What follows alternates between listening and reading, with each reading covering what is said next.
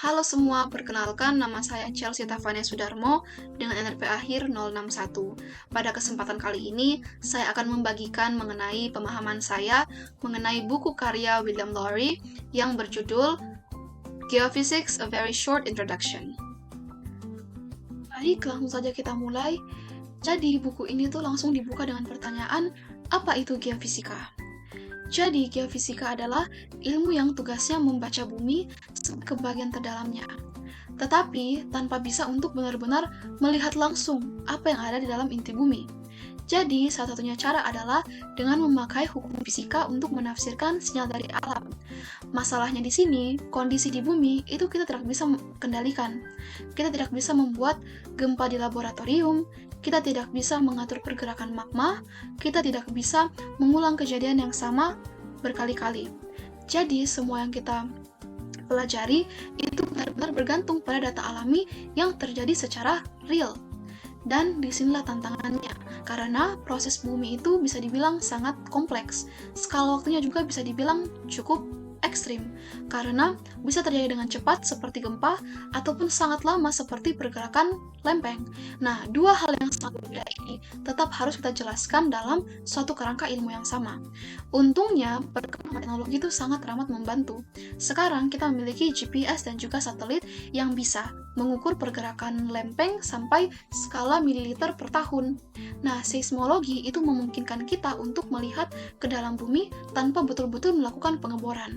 Ditambah lagi dengan metode gravitasi, magnetik, elektromagnetik yang semuanya itu saling melengkapi. Dan yang penting di sini juga adalah geofisika itu bukan hanya sekedar teori. Ilmu ini tuh dipakai langsung untuk eksplorasi sumber daya seperti minyak dan mineral, sekaligus untuk mitigasi bencana seperti gempa, tsunami, dan juga aktivitas gunung api. Jadi bisa dibilang kalau geofisika itu cara kita untuk memahami bagaimana bumi itu bekerja. Meskipun sebagian besar prosesnya tersembunyi. Meskipun sebagian besar prosesnya itu tersembunyi jauh di bawah permukaan.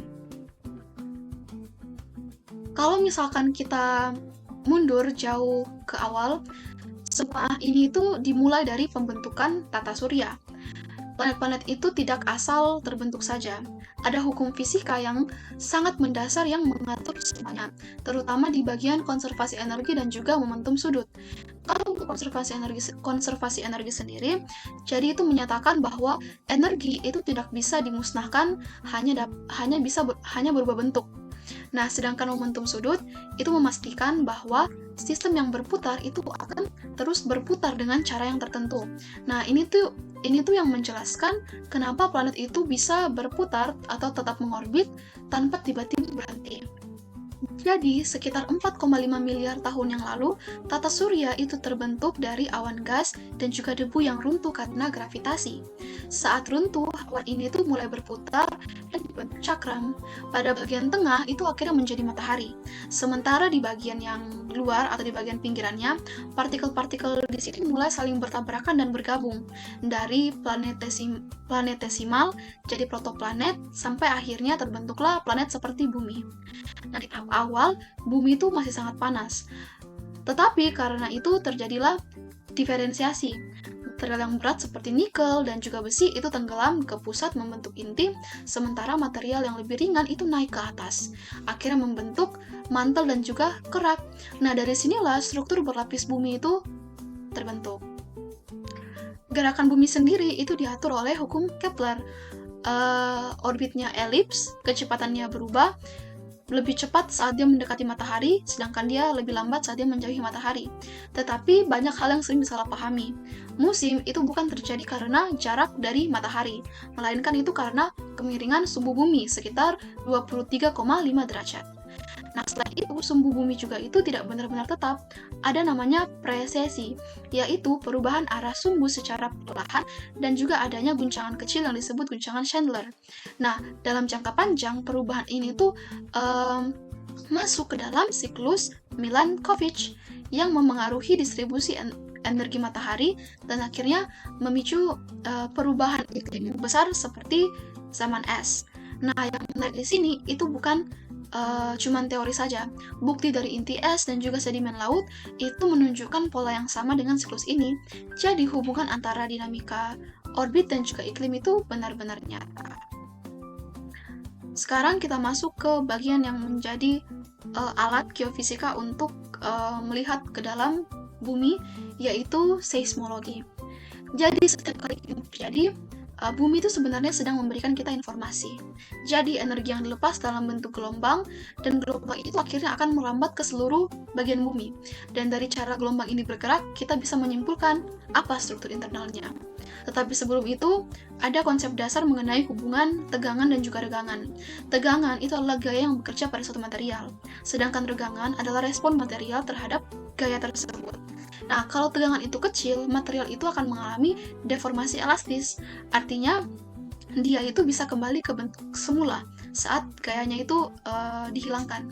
Nah, ini penting karena gelombang seismik itu hanya bisa merambat pada kondisi elastis tersebut.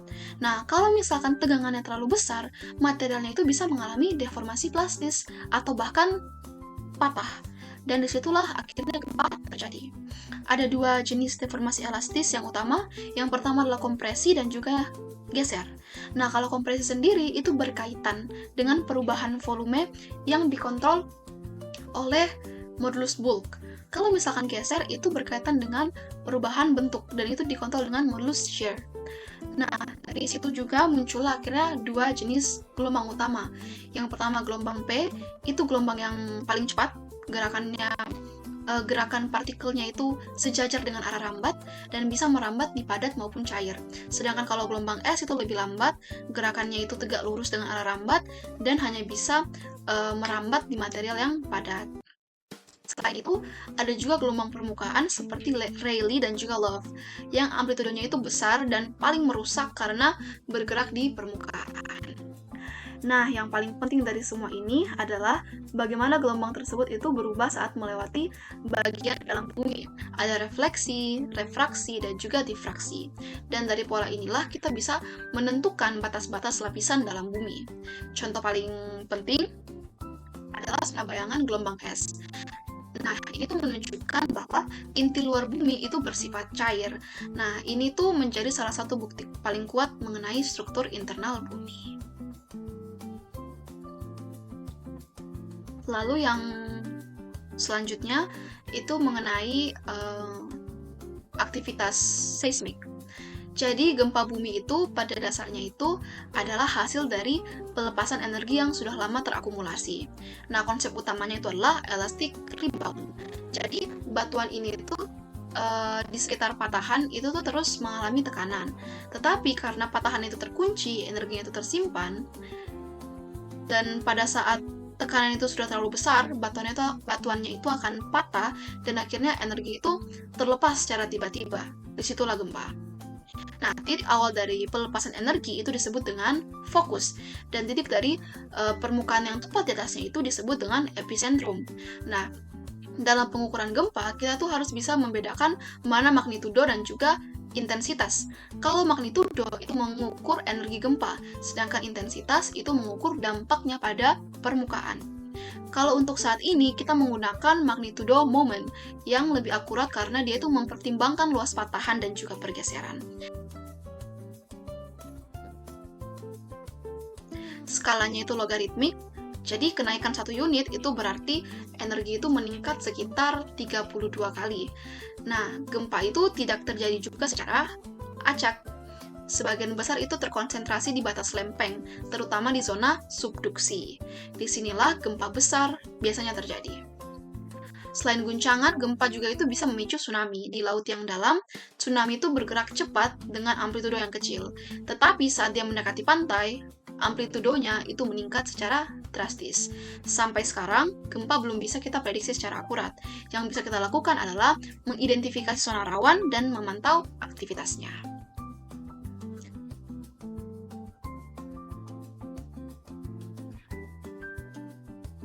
Sekarang kita masuk ke gravitasi, bentuk bumi, dan juga panas bumi. Kalau misalkan kita melihat bentuk bumi, itu tidak benar-benar bulat.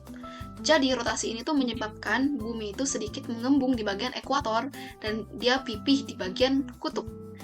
Jadi gravitasi yang kita rasakan itu sebenarnya kombinasi antara gaya gravitasi dan juga gaya sentrifugal. Karena itu gaya gravitasi di ekuator itu lebih kecil dibandingkan di kutub. Nah, bentuk bumi sendiri itu disebut dengan ellipsoid. Tetapi bentuk sebenarnya itu disebut dengan geoid. Geoid itu lebih kompleks karena dipengaruhi dengan distribusi massa yang ada dalam bumi. Kalau untuk pengukuran gravitasi sendiri, itu sangat sensitif. Bahkan bisa mendeteksi variasi kecil akibat perbedaan densitas di bawah permukaan. Inilah yang digunakan dalam eksplorasi geofisika. Di sisi lain, bumi juga itu memiliki energi panas internal yang sangat besar. Panas ini tuh berasal dari peluruhan radioaktif dan dari sisa pembentukan bumi. Panas ini berpindah melalui konduksi dan juga konveksi. Kalau konveksi itu di mantel, inilah yang akhirnya menggerakkan lempeng tektonik. Nah, meskipun pergerakannya itu bisa terbilang lambat, sangat lambat, dalam jangka panjang efeknya itu sangat besar. Kita berlanjut di medan magnet bumi. Nah, medan magnet bumi sendiri itu berasal dari inti luar yang cair. Gerakan fluida yang konduktif itu menghasilkan arus listrik yang kemudian menghasilkan medan magnet. Nah, proses ini disebut dengan dinamo geomagnetik. Selama fluida terus bergerak, medan magnet akan terus terbentuk. Nah, medan magnet ini tuh tidak statis, ia berubah seiring waktu, bahkan bisa mengalami pembalikan polaritas. Batuan ini merekam medan magnet masa lalu yang memungkinkan kita mempelajari sejarah pergerakan benua melalui paleomagnetisme. Jadi, baik yang terakhir, penutupannya mengenai geofisika. Jadi, geofisika itu berkembang dengan sangat pesat, terutama dengan bantuan satelit. Jadi, kita sekarang itu bisa mengukur gravitasi, medan magnet, dan juga deformasi permukaan secara global.